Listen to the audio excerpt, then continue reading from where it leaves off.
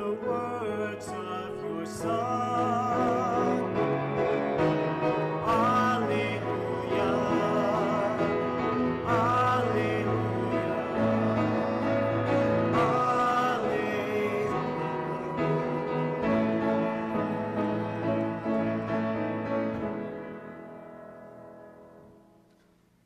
The Lord be with you. A reading from the Holy Gospel according to Matthew. Jesus told his disciples this parable. The kingdom of heaven is like a landowner who went out at dawn to hire laborers for his vineyard. After agreeing with them for the usual daily wage, he sent them into his vineyard. Going out about 9 o'clock, the landowner saw others standing idle in the marketplace, and he said to them, "You too go into my vineyard, and I will give you what is just." So they went off. He went out again around noon, and around 3 o'clock, and did likewise.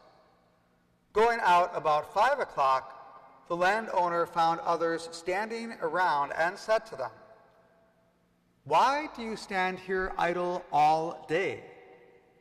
They answered, "Because no one has hired us." He said to them, "You too go into my vineyard." When it was evening, the owner of the vineyard said to his foreman, "Summon the laborers and give them their pay, beginning with the last and ending with the first." When those who had started about 5 o'clock came, each received the usual daily wage. So when the first came, they thought they would receive more, but each of them also got the usual wage. And on receiving it, they grumbled against the landowner, saying, "These last ones worked only 1 hour, and you have made them equal to us, who bore the day's burden and the heat." He said to one of them in reply, "My friend, I am not cheating you. Did you not agree with me for the usual daily wage? Take what is yours and go. What if I wish to give this last one the same as you? Or am I not free to do as I wish with my own money? Are you envious because I am generous? Thus the last will be first, and the first will be last." The Gospel of the Lord.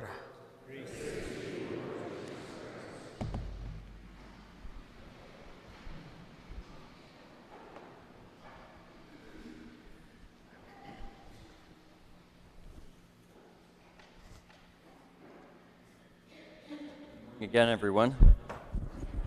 Hello again.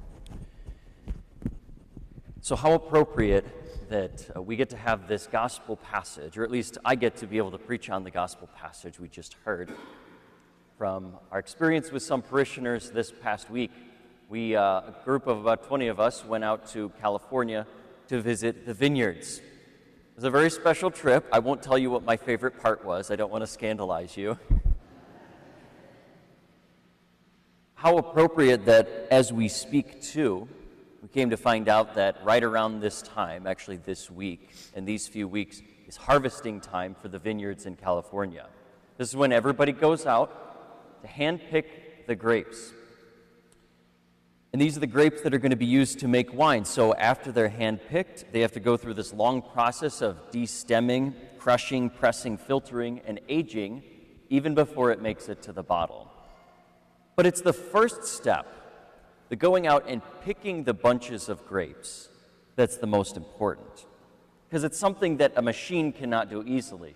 It's not like sending out machines in a flat field to pick corn or beans. It doesn't work that way in a vineyard because you're on slopes. You don't want to damage the grapes. So more often than not, these high-quality vineyards only have hand pickers go out. And so what happens if people are hand-picking? You need a lot of workers. You need a lot of hands in your vineyard. Which brings us to our gospel today.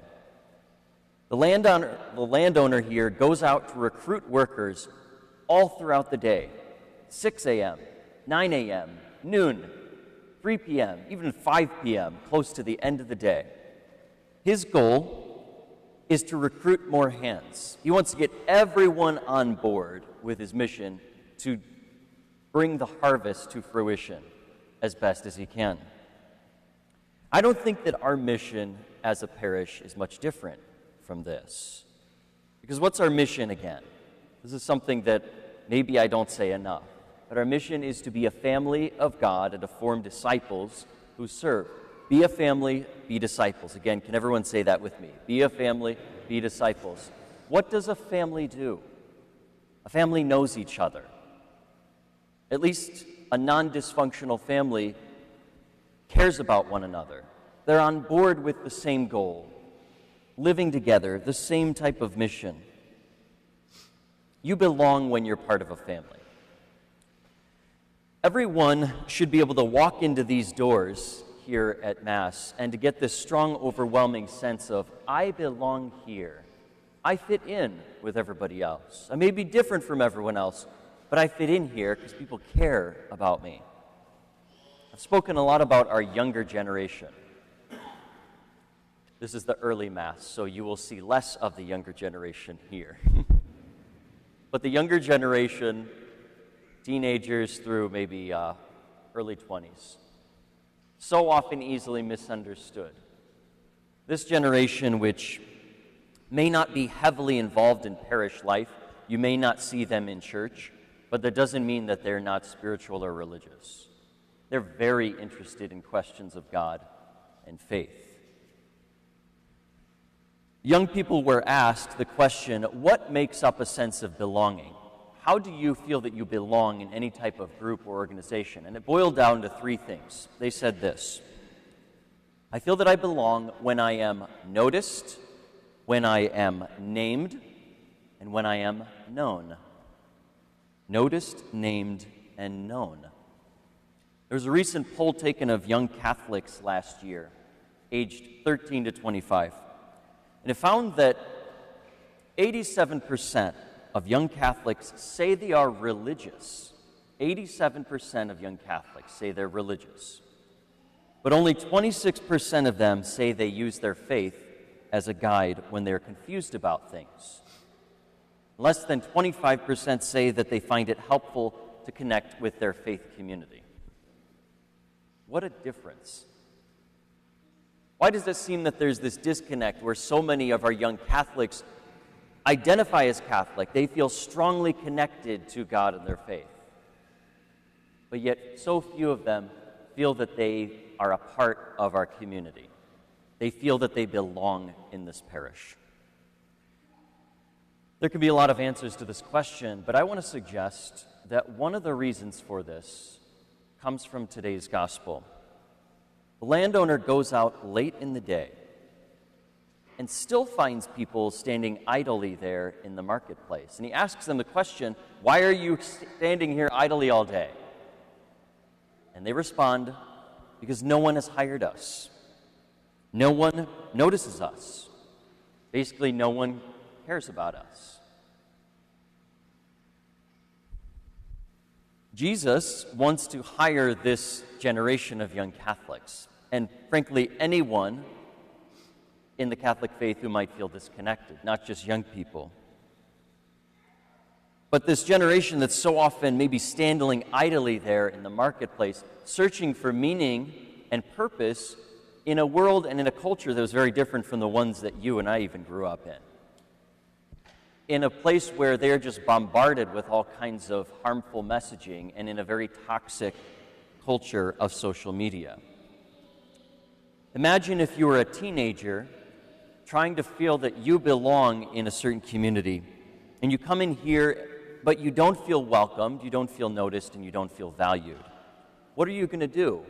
You're going to go somewhere else where you do feel welcomed and noticed and valued. We could have the most engaging music here. We could have the most thought-provoking homilies. And we could have the most sophisticated programs in this parish. how a lot of parishes do things. But until we have a culture where everyone is noticed, named, and known, then none of those other things that I've mentioned are going to be very effective.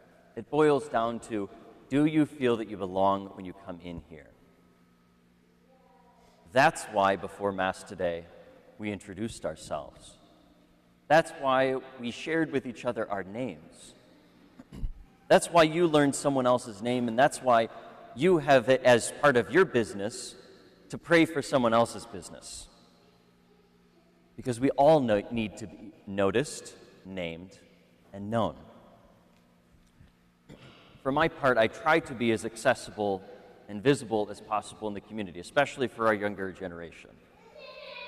What often has happened in the history of the church is that the priest and the church are way up here, everyone else is way down here.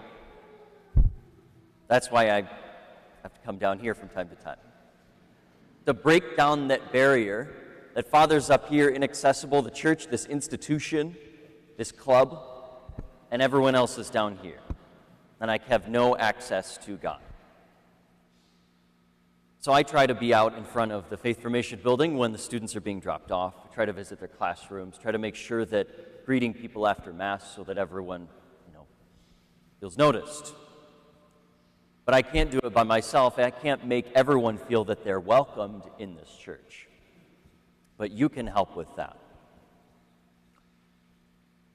Just by simply noticing someone else. Noticing maybe a young person who's near you who may seem disengaged. Well, they're not with their friends at a football game.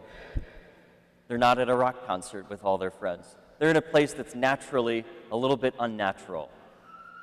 So how do you make them feel welcome? How can you say hi to them? How can you ask them how their life's going? How can I pray for you today? How powerful that question is.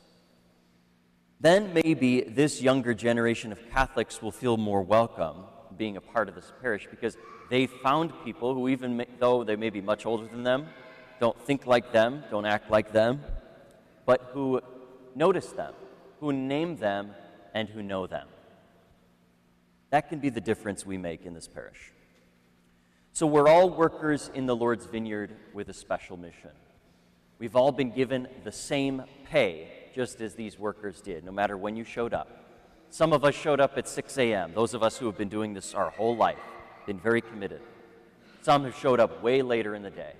But all of us get the same pay, and that is the life of grace in our heart. Because God looks at all of his children, all of his workers, the same way. So today, let's all be workers in the vineyard, and let's be a family here who know one another and who pray for one another.